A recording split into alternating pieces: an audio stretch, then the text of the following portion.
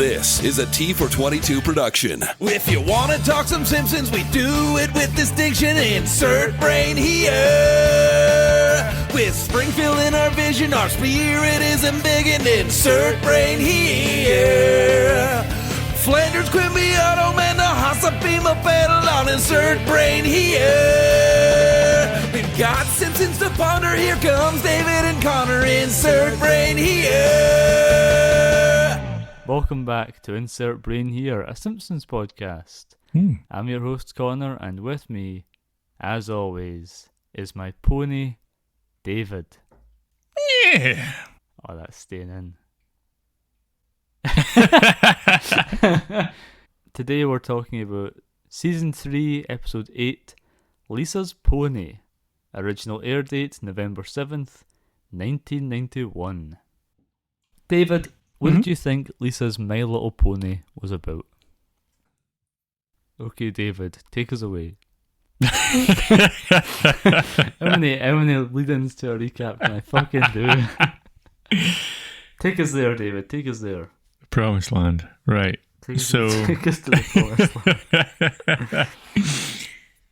So Lisa's Pony opens up with Homer being asleep like normal at work, and gets woken up by a phone call from Lisa. Yep. Saying, I need you to pick up my a spare reed for my saxophone. That's the one. 4.5, I think it was the size. It was indeed well remembered. See, paying attention sometimes, briefly. And so Homer finishes work and he's going to go over to pick up this from the music store, which is coincidentally right next door to Moe's Tavern. 5 minutes before it closes. What's the name of the music store, David? Not got a clue. It's King Tut's. That sounds shit. It's just the truth. I don't know what to tell you. Yeah. It's King Tut's. That's what's that got to do with anything to do with music? I think it's like King Tut's Music Sarcophagus or some piss. Oh, God. Some nonsense. I remember because it's in other episodes. It's where Homer first buys Lisa's saxophone, actually. Oh, so it's been around for a while. A couple of years. Yeah. At least 4, maybe 5 years. Yeah. Oh, boy. Anyway, so 5 minutes before closing for King Tut's, and Homer's like, I've got time for a beer. Buggers off into Moe's Tavern to try and get a quick beer in before going to get this reed. Yeah. Finds out that the owner, the proprietor of King Tut's, I was trying to think of that word, the proprietor of King Tut's has closed early, 15 whole seconds early. He's sitting drinking a beer next to Homer in Moe's Tavern. He is indeed. Homer, meanwhile, is begging for this place to be open again after insulting him. In the meantime, the talent show at the school is going on. We've got all the kids going through a list of all the kids, Ralph, everyone fucking doing bits. Yes. Terrible to fairly talented. Sherry and Terry are throwing knives at one another. Yeah. Etc. and so forth. Yep, all that talent show guff yes. Going on at the school. Milhouse is playing the spoons. He is indeed.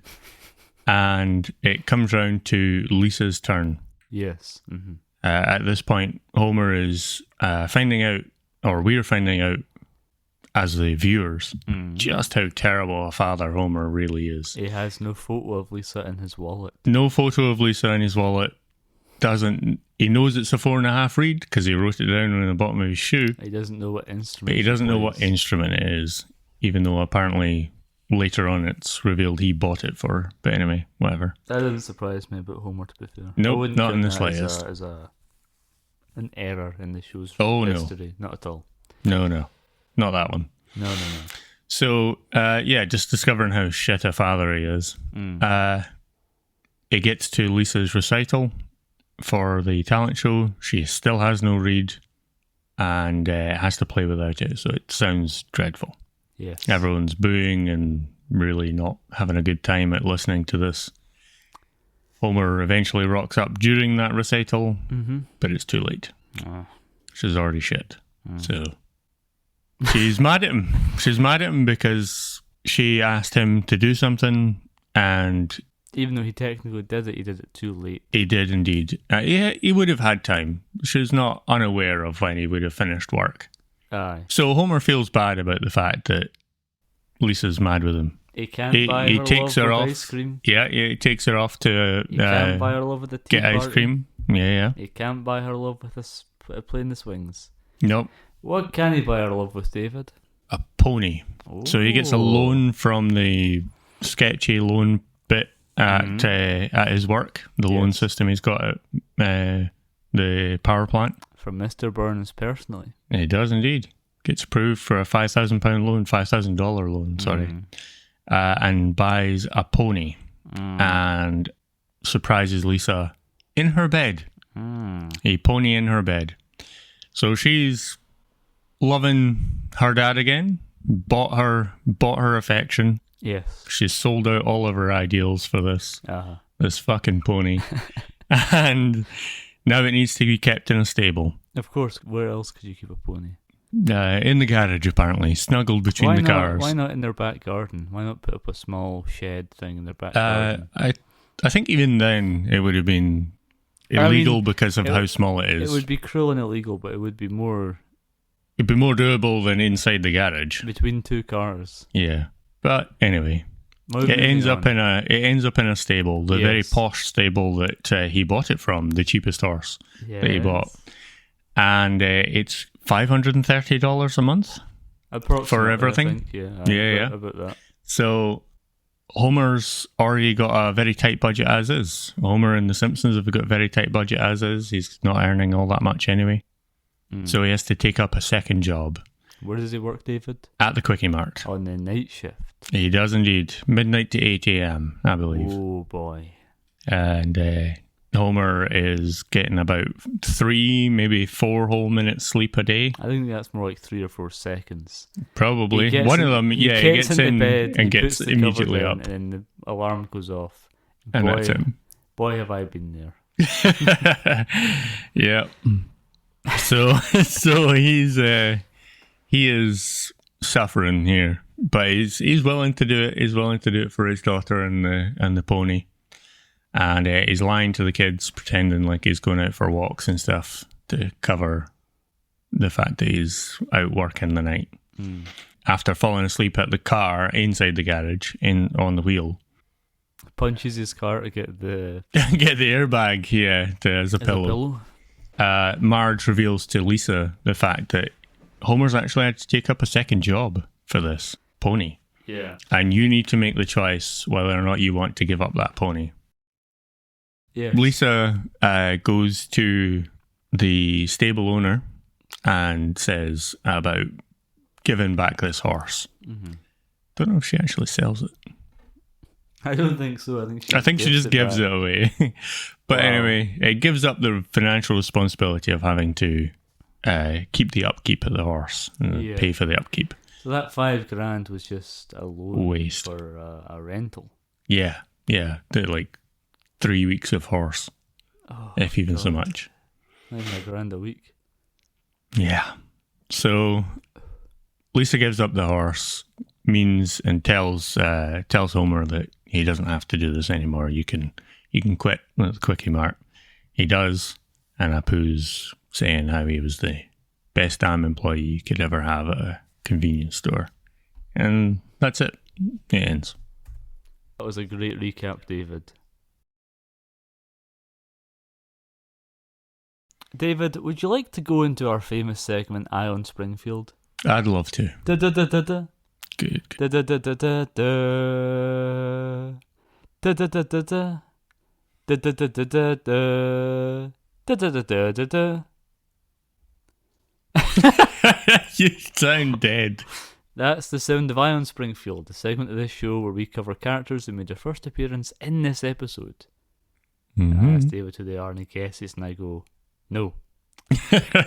David, first appearance of Princess. Princess, that would be the horse. No. Lisa's horse. That's Lisa's actually pony. correct though. Good. That's correct. That is David. Mm-hmm. Who is Jer? Who's what? Jer. Jer. Jer. Jer. Is that the music store owner? Yes, David, it is Holy correct. crap. 2 for 2. David, who is Johnny Carson? Johnny Carson. I'll give you a hint. That's a real person. I recognise the name. I just can't fucking think of who the hell it would be in the show. You've got one guess, remember, before we can move on. Would it be the £500,000 horse at the stables? You think Johnny Carson, who I said was a real person. I thought the horse might be named after Johnny It's the Carson. horse. You think that the horse is a real horse in real life. Named after? A celebrity horse, and that they put him in The Simpsons. I think he came to the recording studio and did his lines. He's here. Yeah. He's here today. It's our special guest, Johnny Carson, the horse. Johnny Carson is a famous late-night talk show host from America. Fair enough. Bart and Lisa are staying up late on the couch when they see Homer go out and he's doing his bit. Oh, right, And okay. Bart's like, "Oh, it's still good to stay up even though we're watching Johnny Carson. It's not very funny." Right. That's the bit. Fair enough. David, who is Millicent? Millicent. Is that the stable owner? Yes. Can I get that with a little less Sean Connery in it? Yes.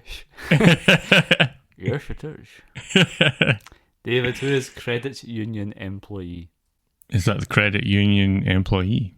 Yes. That the person that Homer first asks for the loan? And she goes to get Mr. Burns. That's Yeah. correct. David, Right. who is lunch lady Doris? That would be the lunch lady. And what scene is she in? Her name is said in the scene. Her full name, Lunch Lady Doris. It's said. She's the one of the judges He's done it. at the talent show. No, David, this is the trickiest one. Mm-hmm. Who is Tattoo and Mr. Rourke? What? Tattoo and Mr. Rourke. Tattoo and Mr. Rourke. I have no idea. Is that the other judge? Is that your final answer, David? Sure, we're going to go for it. Wrong-o. Oh, good. No, David. Tattoo and Mr. Rourke are characters from the hit TV show Fantasy Island. Homer can be seen watching Fantasy Island when Lisa takes her first steps, and you can hear Tattoo and Mr. Rourke having a conversation and see them on the TV. So you're asking me in Ion Springfield Mm-hmm.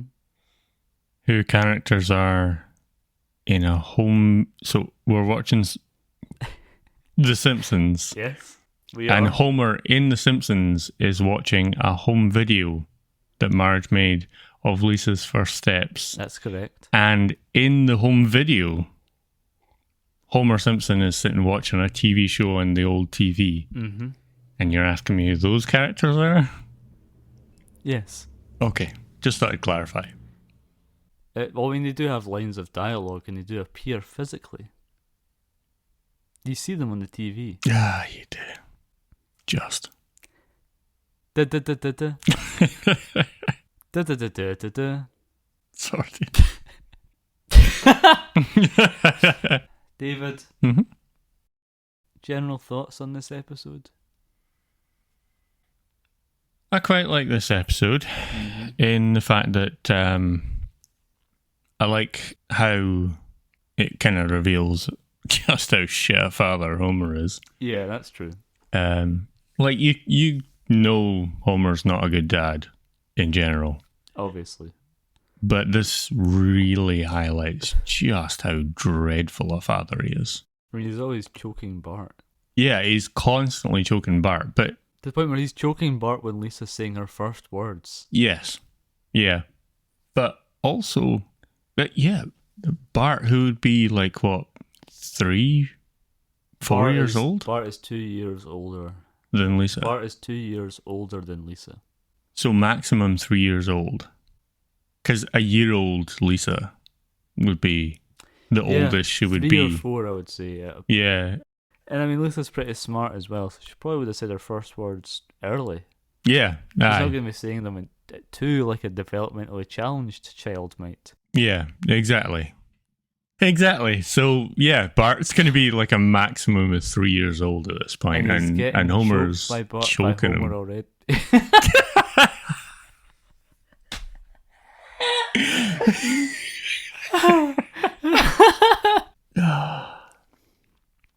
Exactly. He's getting choked by Homer already. Yeah, and it's not unusual either. Marge is not like, "Hey, Homer, what are you doing?" But yeah, she's not shocked that he's choking Bart, so it must be a recurring thing already. Exactly.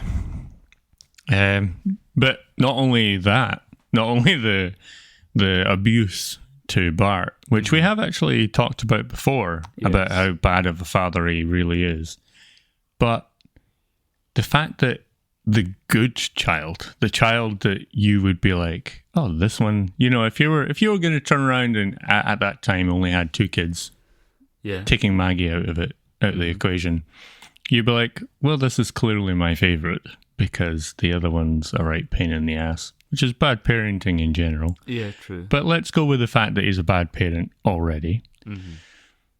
If you were to turn around and go, this is my favorite child, Lisa, the star pupil, who's really actually quite good at playing the saxophone when she does have a working reed. Yes. No idea what a reed does in a saxophone, by the way. It's the bit in the mouthpiece. Is it? Fair enough. I don't know what it does, but I know it goes in the mouthpiece. Fair enough. And you have to change them pretty frequently. All right, okay. I'm guessing they wear out in some way, shape, or form. Yeah, and the break. And obviously your mouth's on them as well, so you don't want to... Right, yeah, you wouldn't want the bit bacteria and stuff. Into, basically. Right, okay. Nice. Presumably called a reed because it might have actually been a reed at one point. Probably, because you can pick up bits of bits of grass and reeds and stuff. And yeah, to them and make noises. Yeah, probably at some point. Maybe you'll have to listen someone to a will music podcast to find out more about that. And thankfully, we have one. Yes, we do. It's called Drum, Bass, and Everything in Between. God.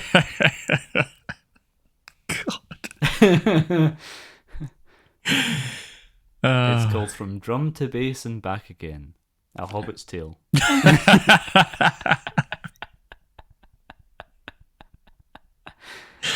Oh, man. That's funny because Paul McCartney talks a lot about drum and bass. And I think the song about drum and bass once, and also at one point, the Beatles were going to be in a Lord of the Rings adaptation. They were going to be Frodo, Samwise, Pippin and Merry, the 4 Beatles. That's a bit of free trivia. Very good. Unrelated to the Simpsons. Yeah, that's free trivia from the music podcast that we do. And also the Lord of the Rings podcast. What's that one called, David? I'm taking the hobbits to Isengard. Very good. I don't know. I'm taking the podcast to Isengard. One does not merely podcast in Mordor, or whatever the fuck. Podcast to Mount Doom. That's a wizard podcast is exactly when he means to. Aye, fucking Jesus. What are we talking about? A bad father that Homer is. Right, yes. About the fact that despite having bought her the saxophone, which is later revealed, but still, Lisa's constantly playing that. He doesn't know what instrument it is. He would never have known what size of reed it was. He had to check his shoe. And it was something that she was asking him about, presumably somewhere around 2 hours-ish before, just. Yeah. And he also didn't go into the music store when it was open. When it was 5 to 7. It closes at 7. Her music recital is at 7. The talent show on his calendar at work says 7 o'clock. Yeah, you don't have time. He's late already before he even walks into the music store. My mic off. Pointless me being I was getting a point across there. There's no time to go into Moe's Tavern No. Unless you're getting a takeaway beer to drink in your fucking car Yeah, aye. on the way to the recital. There's no point. Yeah.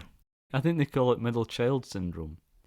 Ah, Or yeah. even though Lisa is very talented, Mm-hmm. they're always dealing with Bart and his issues, and they've got Maggie who's the baby who requires constant care and attention. Mm-hmm. So Lisa's sort of forgotten about. And there was hundreds of episodes of The Simpsons where they cover that. Right. And I want to say that the Lisa getting the saxophone from that shop via Homer, Mm-hmm. it's in a future episode, but not that much far in the future. Not that far in Right. the future. It's not like season 29. Hmm. It's the first 5 seasons, definitely. Right, okay.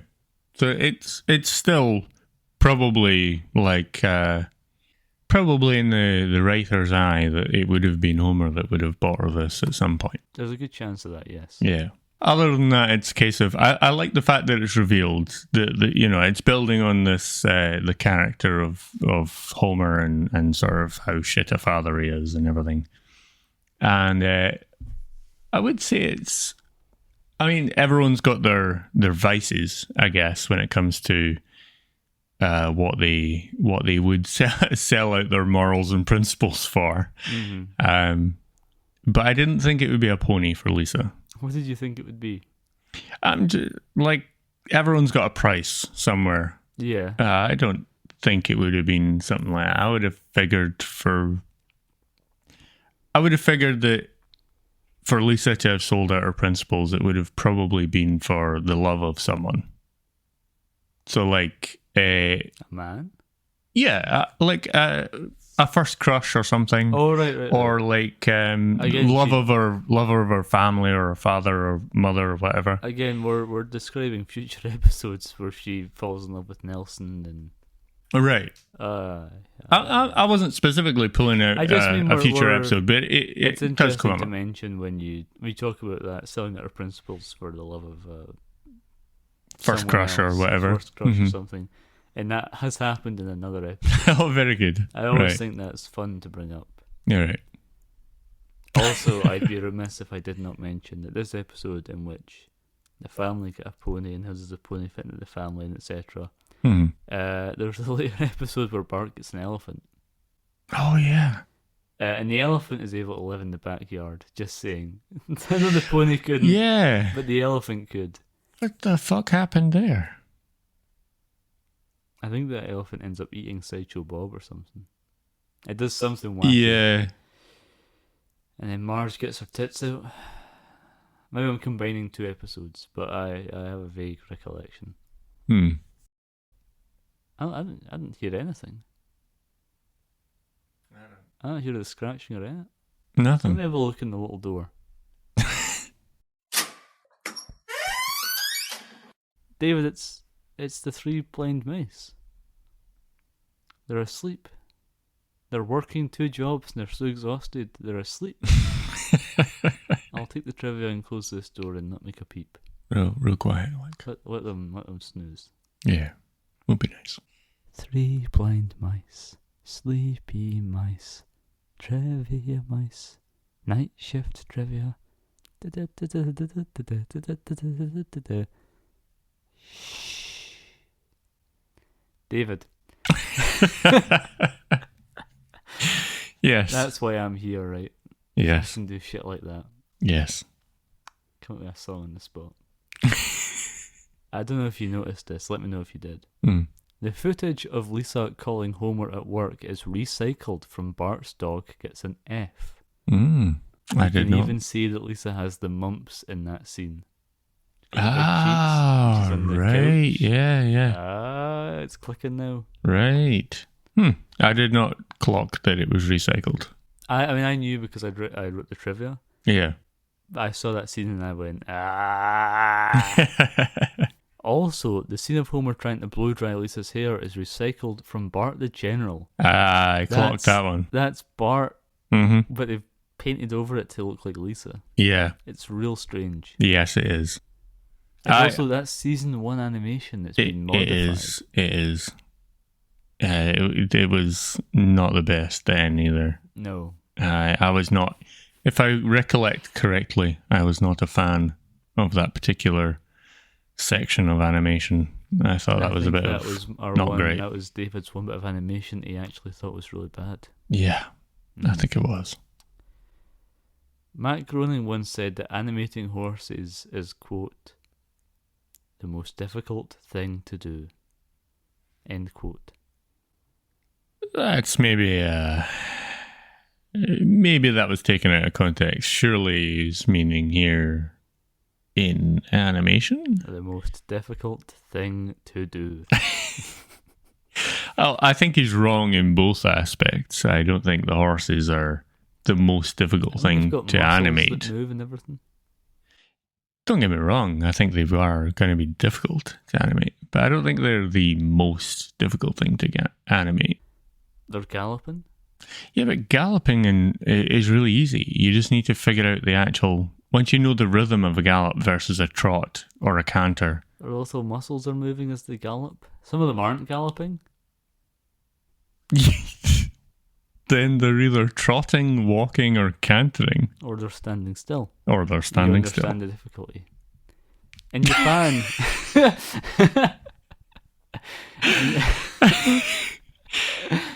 In Japan, this episode is called Pony Love Story. And in Portugal, it is A Pony for Lisa. Oh, okay. I like the Pony for Lisa. Pony Love Story is a strange one. Yeah, it's a weird one. Here's a bit of interesting trivia. Okay. One of the talent show students performs the song My Ding-a-Ling. This is actually a Chuck Berry song. All right. And it was very difficult for the show to clear the rights. I can imagine. John Boylan, who produced the album The Simpsons Sing the Blues, personally appealed to Berry to clear the song for them. Wow. Because he was still alive at that point. Jeez. Oh. I always thought it was made up for The Simpsons. All right. The riding school instructor was based on Katharine Hepburn. She was offered the role but declined. Wow. Katharine Hepburn. The music shop owner is based on Wally Cox from the shows Underdog and Mr. Peepers. That makes sense. Older shows. Yeah. Homer's driving dream is based on Winsor McKay's Little Nemo in Slumberland. And his dream in the opening was obviously inspired by Stanley Kubrick's 2001 A Space Odyssey. That's the one. Well, Connor, read me something else. That was the end of 3 blind mice trivia. I'm not going to give the mice the trivia back. I'm going to put it away to the side until they wake up. I don't know if it's further. I don't know. Look, I love the stuff where Homer's working at the Quickie Mart, right? Yeah. I think that's a very funny concept, also very relatable. And I always prefer when the Simpsons family stray towards struggling for money, as opposed to like flush with cash somehow. Going to Japan and going on a holiday, and then going to Australia for a holiday, and then being fine to also buy a sports car or something. I always think that's irritating. It's not much of a choice that Lisa has. No. Her choice is keep the pony and have her father die, work himself to death, or give up the pony and have things return to the status quo. I know Marge says that she's allowing Lisa to make the choice herself, but there isn't really a choice to be made. No. I agree with you on that. I think that Marge made the choice by revealing the fact that Homer had that second job. And also being like, it's killing him. Yeah. Look at what it's doing to your father. Maybe that's the other side of the coin of this episode. Maybe Marge isn't the best mother. Emotional manipulation is what I would call that. I would also agree with that in several counts, that she's not a good mother. Because at no point does she try and stop Homer from choking Bart. No. Or repeatedly just occasionally goes, spend time with Lisa or something, but only after it's become a problem. Yeah. Never when things are just churning along normally and Lisa's being ignored by everyone does she actually go, maybe you should actually spend time with your daughter instead of sitting drinking beers and watching shit And on she TV. has the same issue where she's always spending more time focusing on Maggie Mm-hmm. than she is with Lisa. Yeah. So she's no better than Homer having to focus, I guess, on Bart, you could argue. Yeah. Yeah. David, Yes. do you have anything for boy? I sure hope someone got fired for that blunder. I spotted absolutely nothing. I spotted so little that I don't even think I spotted the episode. I spotted something. What's that? Did you notice that when Lisa's riding the horse, right? Mm-hmm. And Ralph comments, he makes a sexist comment about her. All right. What Right. was that? He says something. The other kid he's with says something. He goes, yes, yeah. but what man could tame her? Mm-hmm. Mm-hmm. Women don't need to be tamed, you little fucking creep. Yeah. This episode didn't age very well, did it? It didn't. There was another comment that didn't age well in this. Homer says something about if he spends any more time with Lisa, people might think he's fruity. Yeah, doing all this girly stuff. Spending time with his own daughter. God Yeah. forbid. But my boy sure someone got fired for that blunder wasn't the sexist intentions behind that line. It was that Ralph speaks with Nelson's voice. Did you catch that when he says that line? No. It's Nelson's voice coming out of Ralph's mouth. Huh. I guess that would have been something a lot more like what Nelson might have said, but it's definitely not a scene Nelson would have been in. Not Nelson of season 3. Nowadays, maybe. Maybe. But yeah, there we go. That's my one bit of boy. I sure hope someone got fired for that blunder. Good. Well spotted. Thank you, David.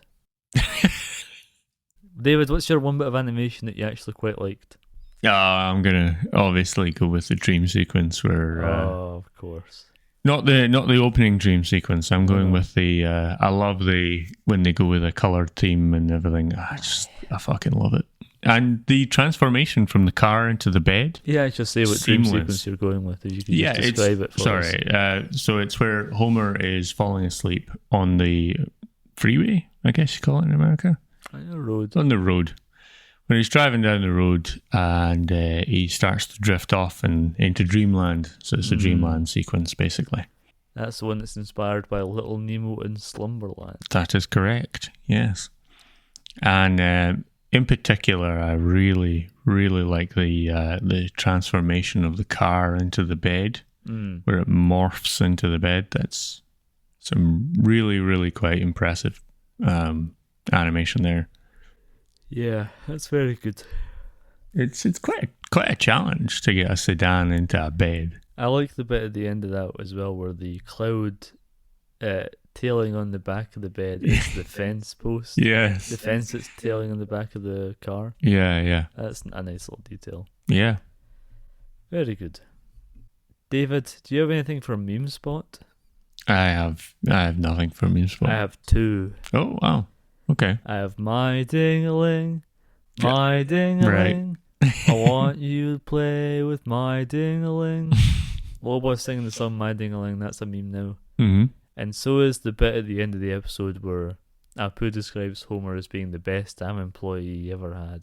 Oh, right, yeah. The That's sort of awesome. like off in the sunset shot. He stole, he slept on the job, he did something else. Mm-hmm. There we go. That's my meme spot. Those are both memes now, I guess. Good. Anything else you want to say about this episode before we wrap it up? Final thoughts. What else can you tell me about this episode, David? Let's get some final thoughts before we call it a day. Okay. I guess my final thoughts in the episode are to sum up on what we've been battering on about, is the fact that Homer, Marge, bad parents. This episode really highlights that, especially about Homer. Lisa in this episode, I guess just the typical little girl. Pretty much every little girl at some point is going to want a horse. It doesn't in their feel life. very characterized. Not up until the end when she forgives Homer. That's very Lisa, the way that she says that. Yeah. Kind of feels like she's been stripped of her personality to better fit the plot. Yeah. I would definitely agree with that. That Homer's issues as a father never come up again, by the way. Really? I know, I mean, in this Like, episode. it doesn't get brought up or resolved. Also, it takes out that loan and Mr. Burns is laughing like he's going to get some sort of thing over on him. Never comes up again. You just see at the end where Homer's saddled with a big debt. Yeah. How's he paying that off anyway? Who knows? It's getting taken out of his paycheck because it's from the power plant.